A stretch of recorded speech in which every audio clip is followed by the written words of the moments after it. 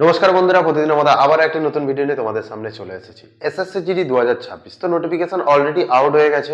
আজকের এই ভিডিওটা তোমাদের জন্য কেন নিয়ে এলাম, তো অলরেডি তোমরা থাম্বনেল দেখে বুঝতে পেরে গেছো যে তোমরা যখন SSC GD 2026 form fill up করছো, সেটা কিন্তু খুবই গুরুত্বপূর্ণভাবে করতে হবে। কেন শুধু ফর্ম ফিল আপ নামেই করে দিলাম এবং পরে যখন আমরা ঘুরে ফিরে আবার এসে যখন ডকুমেন্টস ভেরিফিকেশন হচ্ছে, যখন কাস্ট সার্টিফিকেট ভেরিফিকেশন হচ্ছে এবং আরো অনেক কিছু ব্যাপার থাকে যেগুলো খুবই ম্যান্ডেটরি হিসেবে কাজ করে এসএসসি জিডির জন্য। তো সেই মিস্টেকগুলো যাতে না করো এবং ফর্ম ফিল আপটা যাতে ভালোভাবে করো, তার জন্য কিন্তু তোমাদের জন্য আজকের এই ভিডিওটা নিয়ে চলে এসেছি। তো ভিডিওটা অবশ্যই লাস্ট পর্যন্ত দেখো এবং আমাদের চ্যানেলটিকে পাশে থাকার জন্য অবশ্যই চ্যানেলটিকে সাবস্ক্রাইব করে নিও। তো চলো বন্ধুরা, আজকের ভিডিওটা শুরু করা যাক।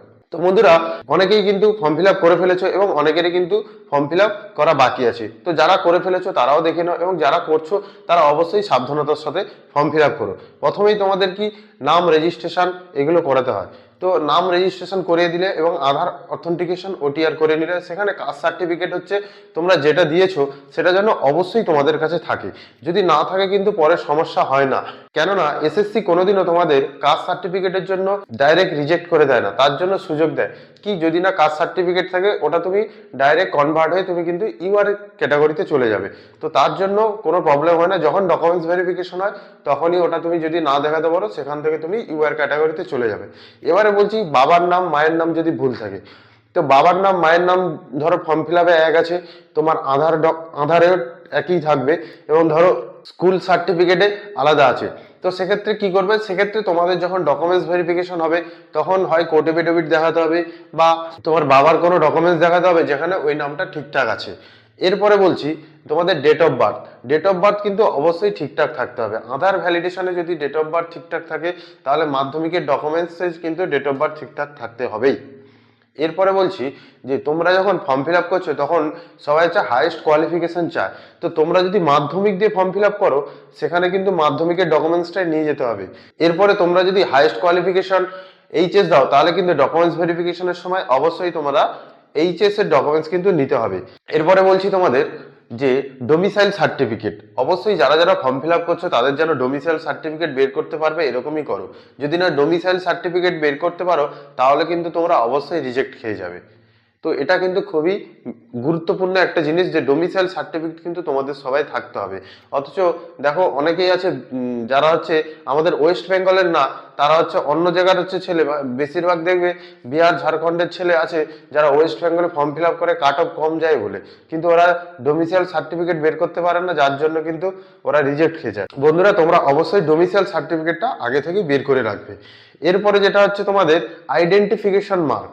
আইডেন্টিফিকেশন মার্ক তোমরা এখানে দিয়ে রাখাটা ভালো, কেননা পরে তোমরা মার্ক পাস করলে এবং মেডিকেলের সময় কিন্তু যে কোনো একটা আইডেন্টিফিকেশন মার্ক দেবে। তো তোমাদের যদি আইডেন্টিফিকেশন মার্কটা ঠিকঠাক দেওয়া থাকে, তাহলে পরে আর ওইটা নিয়ে কোনো সমস্যা হয় না।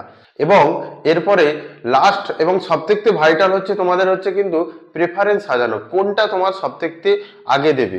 দেখো এবারে কিন্তু ভ্যাকেন্সি অনুযায়ী সিআরপিএফ বা সিএসএফ কিন্তু খুবই ভালো মানের ভ্যাকেন্সি আছে। তো তোমাদের এবারে ফার্স্টেই কিন্তু ভ্যাকেন্সি বেরিয়ে গেছে 25,000 সামথিং। তো এই ভ্যাকেন্সিটা কিন্তু শুধু 25,000 থাকবে না, এটা কিন্তু পরে আরো চেঞ্জ হবে। তাই জন্য তোমরা অবশ্যই যেই ভ্যাকেন্সিটা বেশি দিয়েছে এবং সব দিক থেকে কিন্তু এসএসসি জিডিতে ভালো মানের চাকরি হচ্ছে সিআইএসএফ এ, এবং যাদের যাদের প্রেফারেন্স ভালো থাকে বা নাম্বার বেশি ওঠে সেখানে এসএসবি কেও চুজ করে, আইটিবিপি চুজ করে।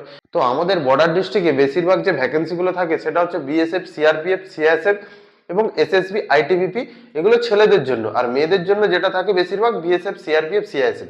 তো অবশ্যই তোমরা প্রেফারেন্সটা এমন ভাবে চুজ করো যাতে তোমাদের ভালো পজিশনে চাকরি হয় এবং যার যেটা পছন্দ সেটাই কিন্তু করো। তো ফার্স্ট প্রেফারেন্সে আমি আশা করি সবাইকে বলবো যে সিআইএসএফটা রেখো, তারপরে যার বিএসএফ ভালো লাগে বিএসএফ রেখো, যার সিআরপিএফ ভালো লাগে সে সিআরপিএফ রেখো।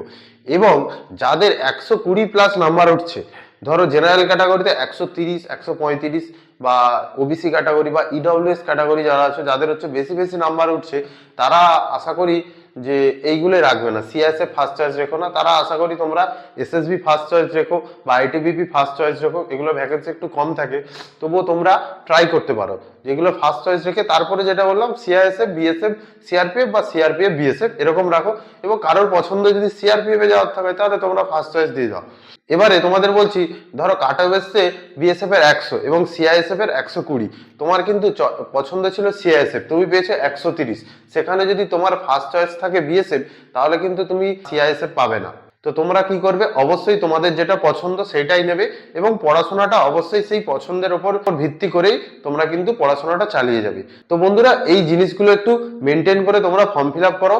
তো বন্ধুরা যারা ফর্মটা ফিল আপ করে ফেলেছো তাদেরও ভয় পাওয়ার কোনো চিন্তা নেই, এবং যারা করছো এবারে ফর্ম ফিল আপ, এখনো তো 15 দিন বাকি আছে, তো যারা ফর্ম ফিল আপ করছো তারা অবশ্যই এগুলো একটু দেখে এবং ঠিকঠাক করে ফর্ম ফিল আপ করো। এবং যারা করে নিয়েছে তাদের বলছি যে কারেকশানের ডেট দেবে, তখন তোমরা ওটাকে আবার কারেকশন করে নিও। ওইটার সময় মনে হয় তোমাদের এখন হয়তো জেনারেল ক্যাটাগরিতে 100 টাকা নিয়েছে বা ওবিসিদের জন্য 100 টাকা নিয়েছে, তো ওটা যখন কারেকশন করবে সম্ভবত ওটা 200 টাকা নেয়, কেন আগের বারে এরকমই নিয়েছিল। তো এই জিনিসগুলো একটু মেনটেন করে ভালো করে ফর্ম ফিল আপ করো, আশা করি তোমাদের সবারই ফর্ম ফিল আপ ঠিকঠাক হবে। তো জিনিসগুলো খুব ভুল করো না একদম। তো বন্ধুরা কোনো কিছু জানার থাকলে এসএসসি জিডি 2026 সম্পর্কে অবশ্যই নিচে কমেন্ট করো, এবং ভিডিওটা ভালো লাগলে অবশ্যই লাইক করে আমাদের সঙ্গে থাকো। তো বন্ধুরা দেখা হচ্ছে পরের ভিডিওতে। এরকম আরো ইনফরমেটিভ ভিডিও পেতে চ্যানেলটিকে অবশ্যই সাবস্ক্রাইব করে নিও। ধন্যবাদ।